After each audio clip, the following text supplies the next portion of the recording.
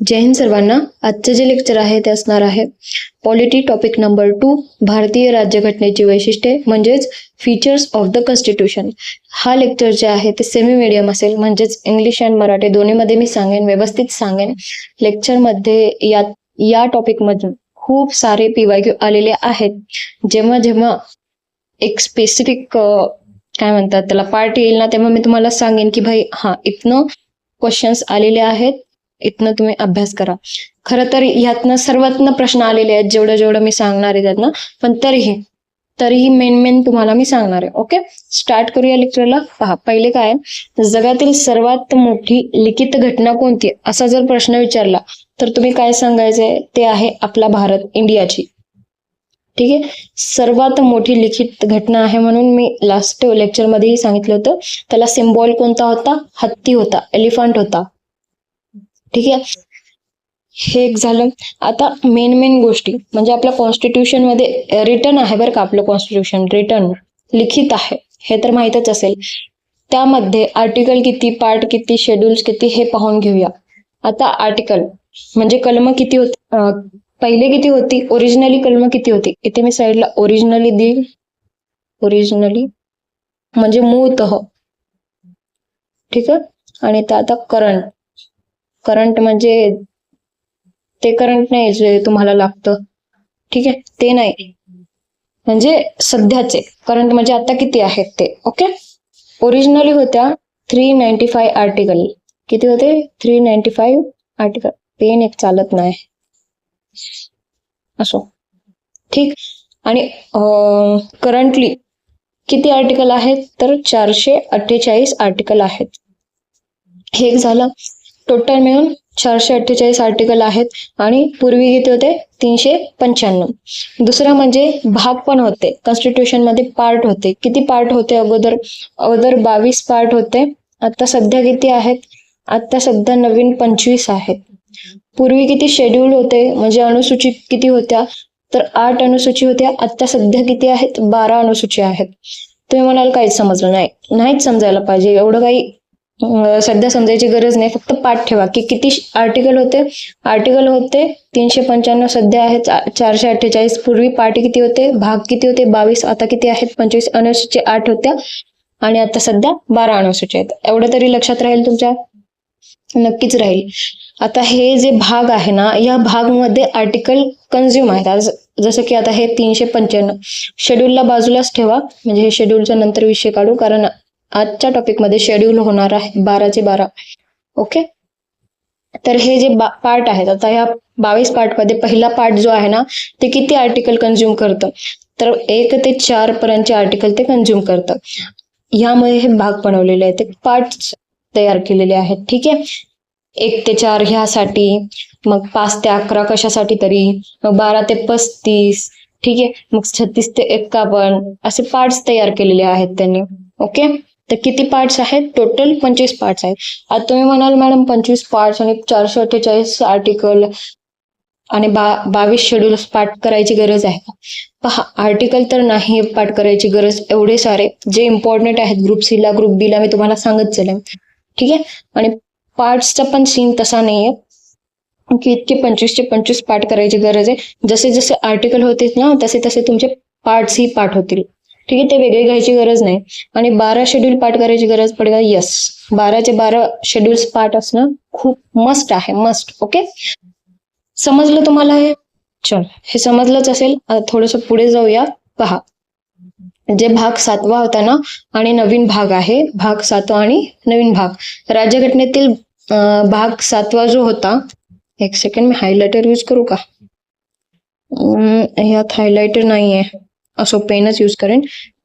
तर भाग 7वा जो होता, पार्ट 7, वगळण्यात आला म्हणजेच काय, डिलीट करण्यात आला.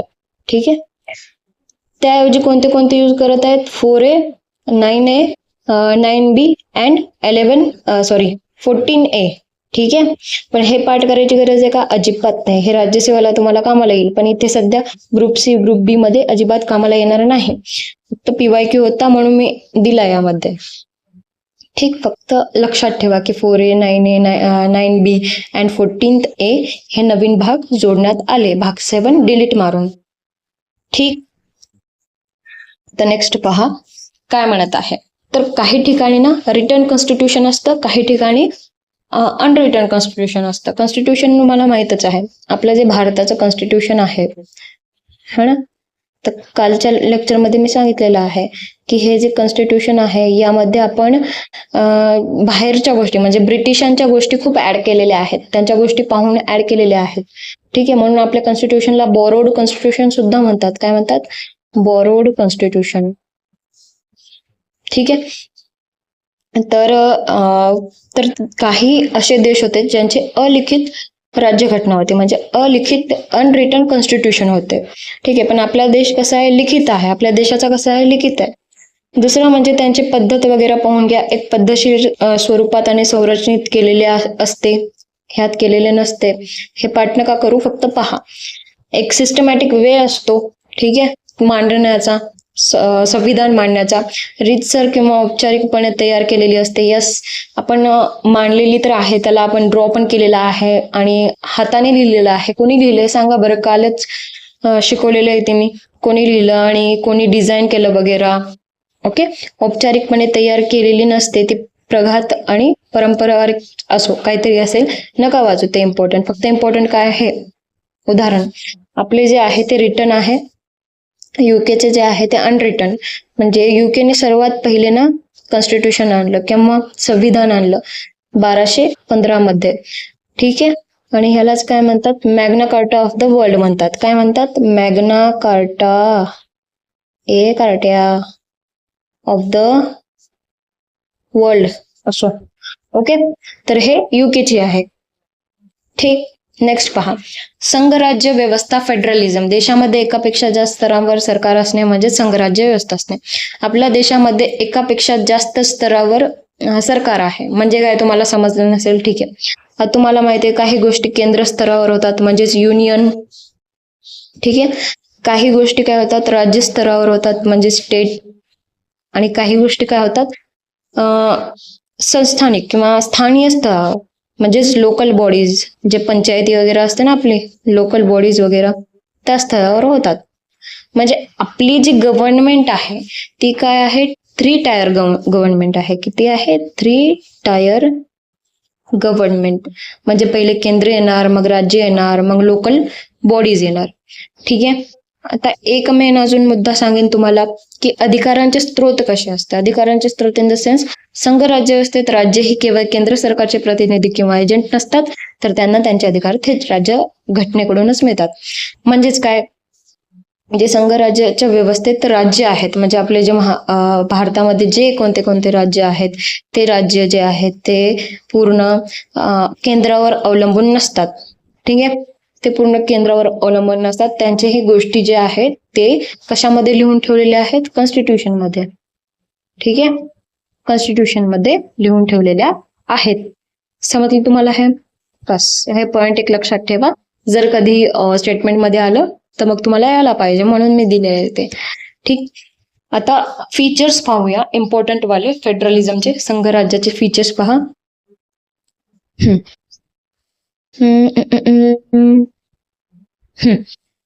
एक म्हणजे फेडरल फीचर्स आणि एक म्हणजे एकात्मिक फीचर, युनिटरी फीचर्स. हे प्रश्न सरळ कसं येतात एक्झाम मध्ये तुम्हाला सांगू का? As a PYQ. As a PYQ कसं येतात? आता हे 4 ऑप्शन देतात. एकच राज्य घटना, एकच नागरिकत्व, एकात्मिक न्याय व्यवस्था, ऑल इंडिया सर्व्हिसेस. ओके, आणि नाही एक कट करू हे, आणि एक इकडच्या साईडचा कुठला तरी देतात लिखित राज्यघटना. आणि ते म्हणतात की संघराज्य मधला, यामधून संघराज्यामधला कोणता आहे, किंवा असं विचारतात की युनिटरी फीचर्स मधला किंवा एकात्मिक वैशिष्ट्य मधला यातला कोणता नाही. समझ रहे हो क्या आप? ये समझ रहे हो? म्हणून ह्या गोष्टी जे आहे ते फॅक्च्युअल आहे डाटा, आणि हे पाठ असणं खूप जास्तीचं गरजेचं आहे. ठीक. तर संघराज्य वैशिष्ट्ये आणि एकात्मिक वैशिष्ट्ये, unitary features and federal features मध्ये काय होतं? तर फेडरल फीचर्स, आपला देश कसा फेडरल फीचर मध्ये येतो? लिखित कॉन्स्टिट्यूशन आहे. ठीक आहे, एकमेव कॉन्स्टिट्यूशन असतं कुठे? एकात्मिक कॉन्स्टिट्यूशन कुठे असतं? युनिटरी फीचर्स मध्ये. राज्यघटनेचे सर्वोच्चत्व म्हणजे सुप्रीमसी ऑफ द कॉन्स्टिट्यूशन कशामध्ये येतं? फेडरल फीचर्स मध्ये येतं. परत रिजिडिटी ऑफ द कॉन्स्टिट्यूशन येतं, सिंगल कॉन्स्टिट्यूशन इकडे सिंगल सिटीजनशिप, आपल्या भारताची पण सिंगल सिटीजनशिप आहे. तुम्ही म्हणाल मॅडम आपला देश या दोन्हीमधून कोणता, तर या दोन्हीतले थोडे थोडे आपल्या भारताकडे असे काही वेगळे चेंजेस करता येणार नाही यामध्ये, फक्त त्यातले फीचर्स आपल्याला माहित असणं गरजेचं आहे. ठीक, इथे रिजिडिटी ऑफ द कॉन्स्टिट्यूशन, आपल्याकडे रिजिडिटी पण आहे, दुसरं म्हणजे त्याला काय म्हणतात, काल शिकले यार, शब्द येत नाही, रिजिडिटी अँड एकदम सॉफ्टनेस पण आपण म्हणू शकतो त्याला. ठीक आहे, इंटिग्रिटी ज्युडिशियरी आहे इथे इंडिपेंडन्स ऑफ ज्युडिशियरी आहे. कुठे, संघराज्य वैशिष्ट्यामध्ये, यामध्ये संघराज्य वैशिष्ट्य येईल. हा नंबर 1, हा नंबर 2, हा नंबर 3, हा 4, ना हा 5, ना हा 6. ओके, आणि ते ऑल इंडिया सर्व्हिसेस येतात. एक्झाम मध्ये असं येऊ शकतं की ऑल इंडिया सर्व्हिसेस हे कशात येतं, फेडरल फीचर मध्ये येतं का युनिटरी फीचर मध्ये येतं, ऍज अ स्टेटमेंट येऊ शकतं हे. आणीबाणीच्या तरतुदी येतात, इमर्जन्सी प्रोव्हिजन्स अँड केंद्राद्वारे राज्यपालांची नियुक्ती यामध्ये येत असते. ठीक आहे, हे झालं.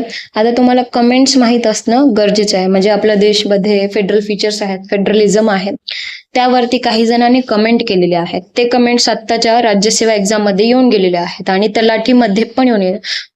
हो, तलाठी 2023 मध्ये झाली होती आणि राज्यसेवा 2025 ची जी झालेली आहे ना, त्यामध्ये ऍज इट इज क्वेश्चन आलेले आहे त्यावरती. ठीक आहे, बघा सांगते मी तुम्हाला कमेंट्स काय काय आहेत. तर इथे पहा, खाजी पेट्रोल म्हणलेलं आहे. खाजी इंग्लिशमध्येच पाठ ठेवा, कारण एक्झाम मध्ये इंग्लिश मध्येच विचारेन, मराठीत पण ट्रान्सलेट असा इंग्लिशच असेल. By K C Wheare, by K Wheare. ठीक, खाजगी फेडरल कोणाकडनं असा कमेंट कोणी दिला, केसीवरने, कशाचे संबंधित आहे, काय आहे काय नाही असं नका विचार करत बसू, फक्त इम्पॉर्टंट लक्षात ठेवा, पाठ करा डायरेक्टली.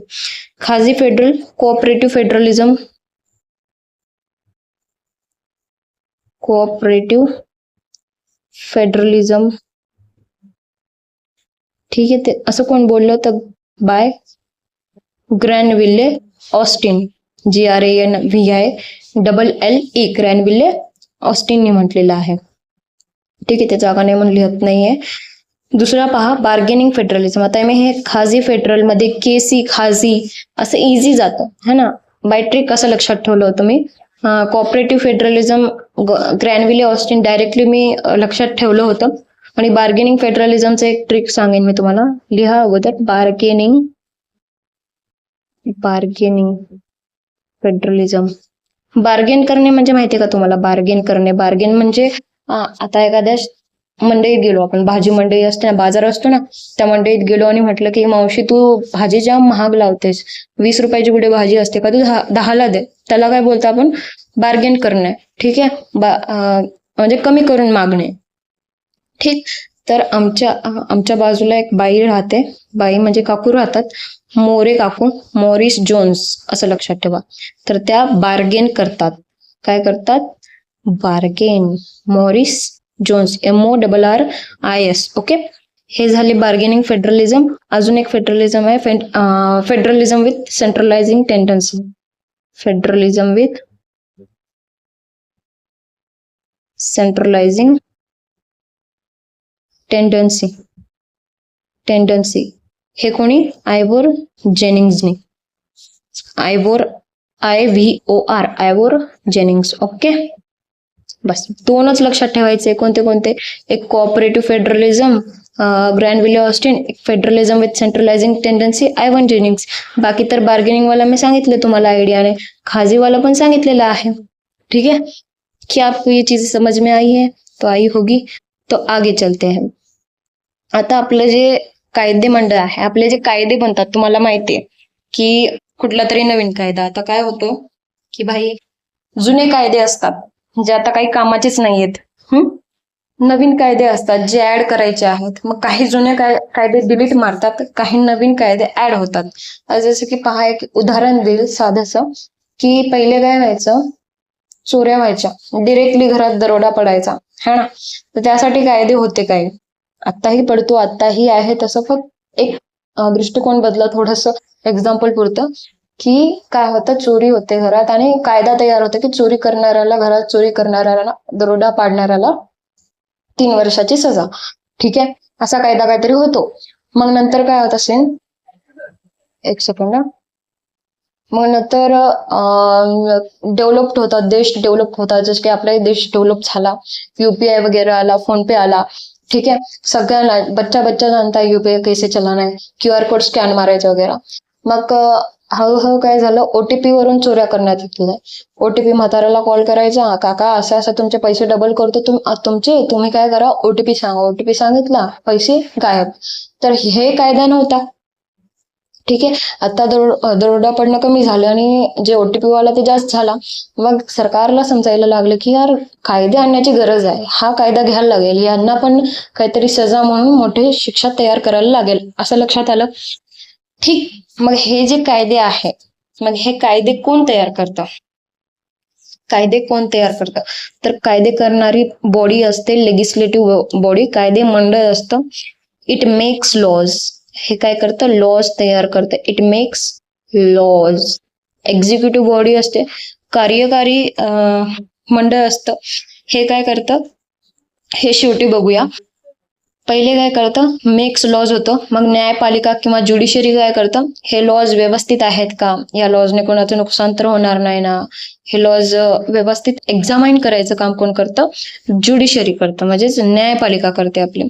आणि एक्झिक्युटिव्ह म्हणजे आपलं संसद जे असतं, कार्यकारी मंडळ, ते लॉ काय करतं, एक्झिक्यूट करतं, अंमलात आणतं. या शब्दातच आहे execute.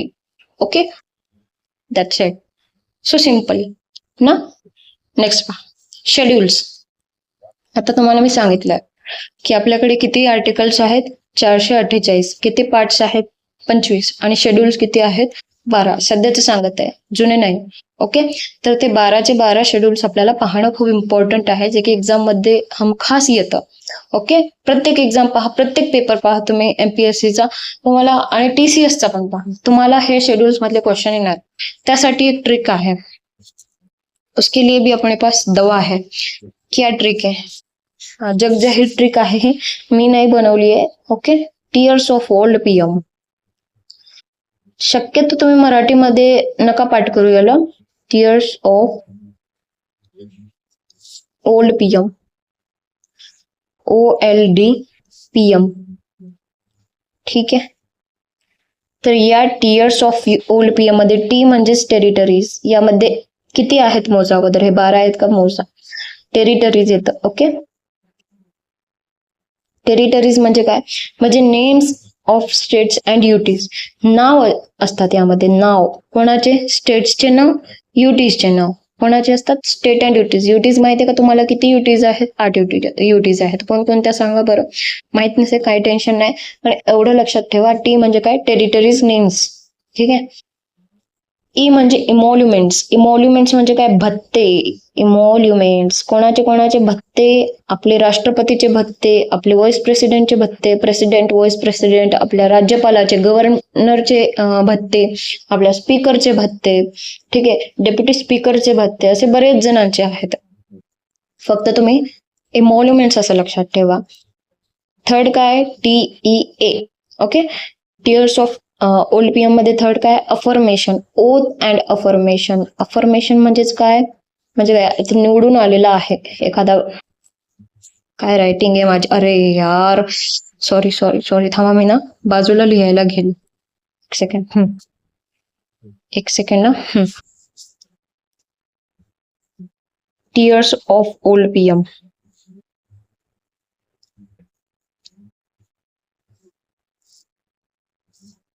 Of OLD PM. Territories. Okay, emoluments. Emoluments म्हणजे काय, भत्ते. ए म्हणजे affirmation and oaths. Oath and affirmation असं लक्षात ठेवा. ओके, फक्त ट्रिकसाठी मी तुम्हाला इथे अफर्मेशन अगोदर लिहायला लागत आहे.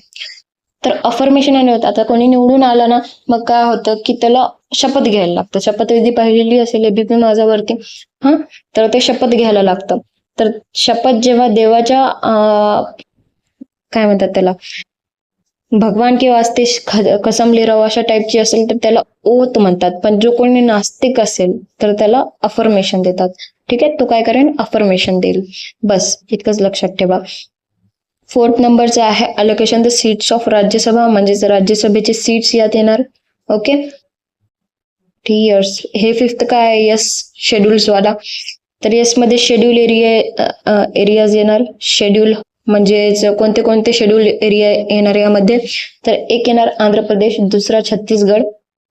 मी याला कसं लक्षात ठेवलं तुम्हाला सांगू का, नको जाऊ द्या, ते खूपच अवघड आहे. डायरेक्ट मी राज्यांची नावे सांगेन, तुम्ही लक्षात ठेवा.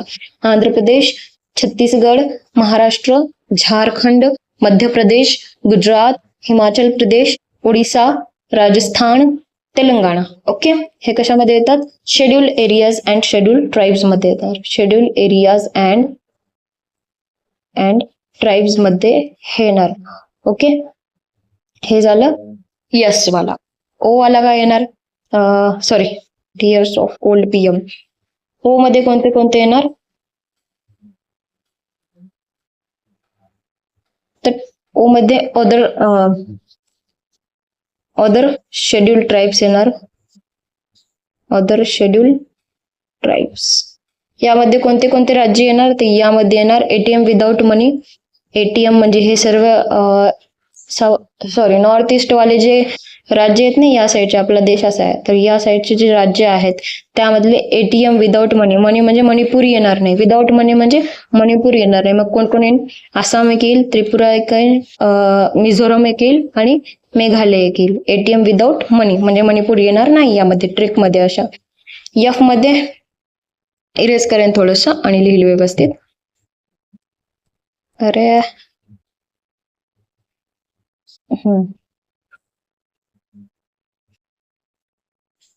जाईल वाटतं सर्वच, नाही जाते, कट. ठीक, एटीएम विदाउट मनी झाला. कुठेपर्यंत आलो होतं, schedule tribes, other schedule tribes म्हणजे TEARS. 6 झाले, 7, 8, 9, 10, 11.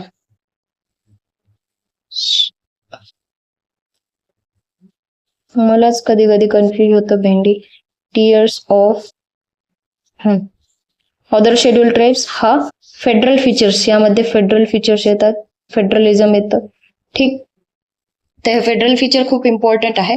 पुढे आपण याबद्दल थोडस घेऊया, किंवा हे कम्प्लीट करण्याच्या अगोदरच हे घेऊन टाकू. ठीक आहे, मागे मी नोट्स दिलेल्या आहेत. फेडरल फीचर मध्ये काय काय येते सांगू का तुम्हाला, युनियन लिस्ट येते. हे काय मध्ये चालू यार, सॉरी, नंतर कट करीन मी ते, नका लक्ष देऊ. फेडरल फीचर मध्ये 3 लिस्ट येतात. कोणते कोणते, union list, state list and concurrent list, म्हणजे संघ सूची, राज्य सूची, समवर्ती सूची येतात. ठीक आहे, या संघ सूची, राज्य सूची आणि समवर्ती सूची. आता तुम्हाला माहिती आहे की देशाचे जे गव्हर्नमेंट आहेत 3 भागमध्ये काय कट झालेली आहे, पण त्यांना थोडे थोडे त्यांचे कार्य दिलेले आहेत. कोणते कोणते कार्य ते पाहूया. म्हणजे युनियन लिस्ट मध्ये किती नंबरची लिस्ट आहे, 100 सब्जेक्टची लिस्ट आहे. अगोदर किती होती, 97 होते अगोदर. ठीक आहे, जर स्टेट लिस्ट पाहायची झाले तर पहिले किती होते, 66 होते. आता सध्या किती सब्जेक्ट आहेत, 61 आहेत. ठीक आहे, आणि हा झाला युनियन वाला, हा झाला स्टेट वाला, आणि कॉन्करंट म्हणजे दोन्ही मिळून एक काम करते. म्हणजे सब्जेक्ट किती होते अगोदर, तर पहिले 47 सब्जेक्ट होते, आता किती आहेत, 52 सब्जेक्ट आहेत. एक्झाम मध्ये विचारते म्हणून सांगत आहे. ठीक, मला माहिती नाही मी असं इतकं लांब का दिलेलं आहे, पण कॉन्करंट लिस्ट वाला एक इम्पॉर्टंट आहे. Both the states and union मिळून समवर्ती सूचीमध्ये. आणि रेसिड्युअरी पॉवर्स म्हणजे काय, तर रेसिड्युअरी पॉवर्स मध्ये एखादा कायदा बनला तर कळणार नाही की हा कायदा देश चालवेल की राज्य, जर समजलं नाही तर ते इनडायरेक्टली केंद्राला देण्यात येईल, केंद्राच्या हातात सोपवण्यात येईल. ठीक आहे, ठीक. आता जे इम्पॉर्टंट लिस्ट आहे की जे केंद्र आणि राज्य दोघेही मिळून चालवतात, ते कोणत्या थोडे सब्जेक्ट पाहून घेऊया. एक म्हणजे एज्युकेशन, शिक्षण हे दोन्ही बघतात. एक केंद्र म्हणजे एक राज्य, एक देश आणि एक राज्य असं. Okay. Forest, weights and measure. Weights and measure म्हणजे समजा शेत आहे आणि शेतातले माल विकायला दुसऱ्या राज्यात जातो, तर तिकडचा एक वेट मेजर असेल आणि इकडचा एक वेट मेजर असेल तर प्रॉब्लेम होईल ना. त्यामुळे एकच ठेवलेला आहे, सब्जेक्ट एकच ठेवलेला आहे त्यांच्यामध्ये. Okay. Protection of wild animals and administration of the justice. ठीक आहे, हे लिहून घ्या. जस्टिस एक लिहा. वाईल्ड अॅनिमल्सचं प्रोटेक्शन हे मराठीमध्ये समजत नसेल तर भाई अवघड आहे तुमचं. Weights and measures kilo, kilogram वगैरे. फॉरेस्ट म्हणजे जंगले. एज्युकेशन म्हणजे शिक्षण. ठीक, हे यामध्ये येतं. हे झाली OFचा F फेडरल फीचर्स झाले. चला अजून वापस जाऊया आपल्या डुडल मध्ये. OF झाला. आता ओल्ड PM राहिला. काय राहिला? ओल्ड PM राहिला. OLD PM. यामध्ये काय येणार तर ऑफिशियल लँग्वेजेस येणार. हे 8व्या नंबरचे हा ऑफिशियल लँग्वेजेस एक येणार यामध्ये. हा पण इम्पॉर्टंट आहे, याबद्दल पण आपण बोलून घेऊया. पहा, ओरिजिनली किती लँग्वेजेस होती? 14 लँग्वेज होते ऑफिशियल लँग्वेज. आता सध्या किती आहेत? 22 लँग्वेज आहेत आता सध्या. ठीक आहे.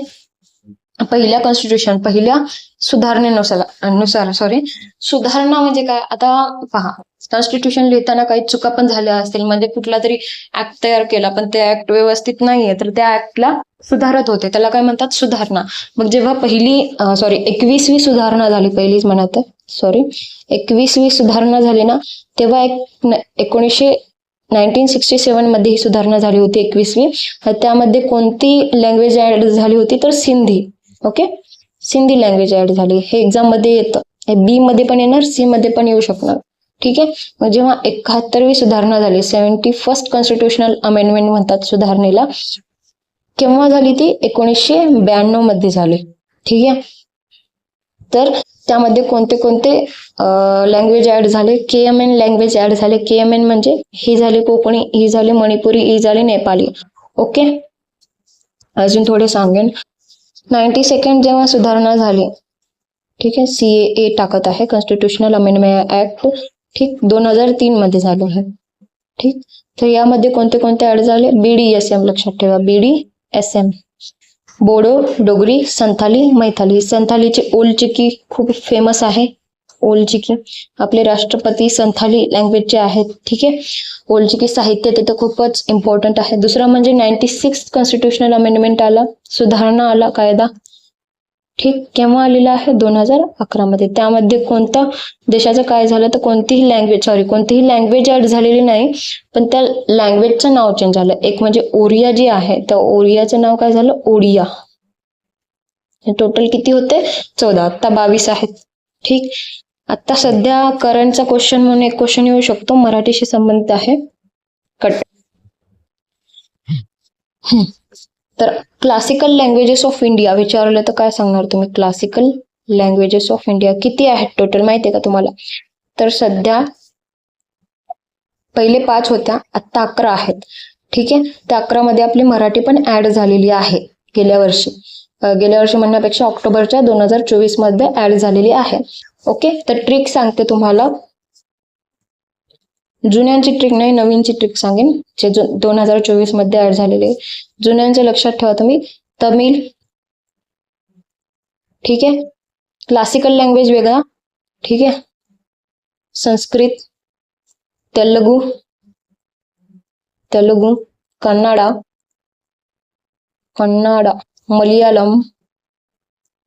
मलयालम, ओडिया. ओके, हे जुने 5 आहेत, 6 आहेत जुने. आता 5 ऍड झालेले आहेत नवीन. कोणते कोणते पहा, त्यासाठी ट्रिक सांगते तुम्हाला. कट. तर मार त्या पालीला प्रत्येक वेळी असंच बेंगाली. काय आहे? मार त्या पालीला प्रत्येक वेळी असंच बेंगाली. असंच बघायली. बघा एक काइंड ऑफ हे लँग्वेज आहे, काय होतात गाव गाव टाईप लँग्वेज आहे. मराठी, ठीक आहे. पाली एक लँग्वेज आहे. प्रत्येक वेळी प्राकृत, ओके, प्राकृत. असंच आसाम, बेंगाली, ओके, ह्या सध्या ऍड झालेल्या आहेत. आणि 3 ऑक्टोबरचा जो काही आठवडा असेल, 3 ऑक्टोबरच्या नंतरचा प्रत्येक वर्षी, तर तो काय म्हणून घोषित केलेला आहे सरकारने? Classical Marathi day, language day, okay. 2025 मध्ये आय थिंक सो ऍड केलेला आहे, मला तेवढं लक्षात नाही येते, बट हे आहे, हे लक्षात ठेवा, ओके. दॅट्स इट इम्पॉर्टंट मी तुम्हाला सांगितलेले आहे. आता जाऊया 9व्या शेड्यूल वरती, 9व्या अनुसूचीवरती. ओल्ड पीएम मधला ओ झाला LDPM. आता छोटे छोटेच आहेत. एल म्हणजे काय, डी म्हणजे काय, पी म्हणजे काय, एम म्हणजे काय पाहू. एल म्हणजे लँड प्रोव्हिजन, जमीनदारी कायदा, जमीनदारी सिस्टम, ओके. हे कोणत्या कॉन्स्टिट्युशनल अमेंडमेंट नुसार ऍड केलेलं आहे? तर पहिल्या कॉन्स्टिट्युशनल अमेंडमेंट नुसार 1951 मध्ये, ठीक, 1951 मध्ये ऍड केलेला आहे. डी म्हणजे अफ्लेक्शन डिफ्लेक्शन अफ्लेक्शन, म्हणजेच काय, तुम्हाला माहिती आहे ना की शिंदे सरकारने बंड केला होता है ना, म्हणजे सगळे आमदार आपल्या पक्षात बोलून घेतले, त्याला काय म्हणतात? अफ्लेक्शन डिफ्लेक्शन. कोणत्या शेड्यूल मध्ये येतं? ते 10व्या शेड्यूल मध्ये, 10व्या अनुसूचीमध्ये येतं. आणि पी म्हणजे पंचायती, फेवरेट पंचायती राज, ठीक आहे, इथूनच सुरू होतो पंचायती. तर फेवरेट काय आहे यामध्ये? तर 1972 मध्ये 1992 कॉन्स्टिट्युशनल अमेंडमेंट, 73वा सुधारणा कायदा, 73rd कॉन्स्टिट्युशनल अमेंडमेंट 1992 नुसार पंचायती ऍड करण्यात आलेली आहे. एम म्हणजे म्युनिसिपॅलिटी, पंचायती महानगरपालिका, ठीक आहे. हे कोणत्या कॉन्स्टिट्युशनल अमेंडमेंट नुसार? त्याच्यानंतरच्या 73च्या नंतर 74च्या, ठीक आहे. पण हे कोणत्या इयरला? 1992 लाच, ओके. यामध्ये किती मॅटर आहेत पंचायती समितीमध्ये? तर 29 मॅटर आहेत. आणि जर तुम्हाला विचारलं की म्युनिसिपॅलिटी मध्ये किती मॅटर आहेत, तर 18 मॅटर आहेत. हे मॅटर करतं का? मॅटर्स तुम्हाला मॅटर करत नाही, कोणाला नाही करत, UPSC वाल्यांना मॅटर करतं. आपण फक्त लक्षात ठेवायचं नंबर किती, 29 ने 18. समजलं तुम्हाला? समजलं असं तर भारीच. आता तुम्हाला एक गोष्ट सांगायची, काय, लेक्चर संपलेला आहे, टॉपिक संपलेला आहे, खतम एकदम, है, खत्म, टाटा बाय बाय, ऐसे कैसे हो गया? अरे नहीं, ये क्या हो गया आधे घंटे में? किती काय शिकलत तुम्ही बघा, किती काय. यातला एक गोष्ट सोन्यासारखी होती, त्याला सोन्यासारखी जपा तुम्ही त्याला. दुसरा म्हणजे पोलीस लिस्ट आहे, पोलीस एक आहे पहा. एक सेकंड, वापस जाऊया आपण आपल्या लेक्चरकडे. पोलीस जे आहे ना, पोलीस ते कशामध्ये येतात तुम्हाला माहिती आहे का? युनियन मध्ये येतं का स्टेट लिस्ट मध्ये येतात? तर राज्य सूचीमध्ये येतात. राज्य सूचीमध्ये थोडेसे पाहून घेऊया का कोणते कोणते येतात, म्हणजे एक्झाम मध्ये आलं तर नको प्रॉब्लेम व्हायला.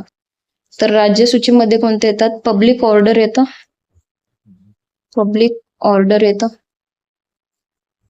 अक्षर इथे नाही, अक्षर चांगले आहेत माझा, असो.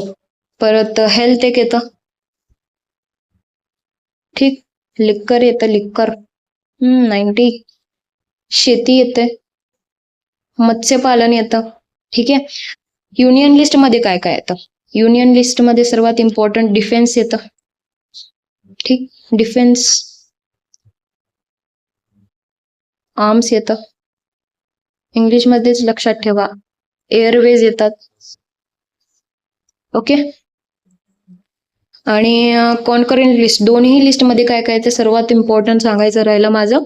मॅरेज अँड डिवोर्स येतं, लग्न आणि भांडण, ठीक आहे. मॅरेज अँड डिवोर्स, घटस्फोट. अजून काय? बँकरप्सी, इन्सॉल्व्हन्सी.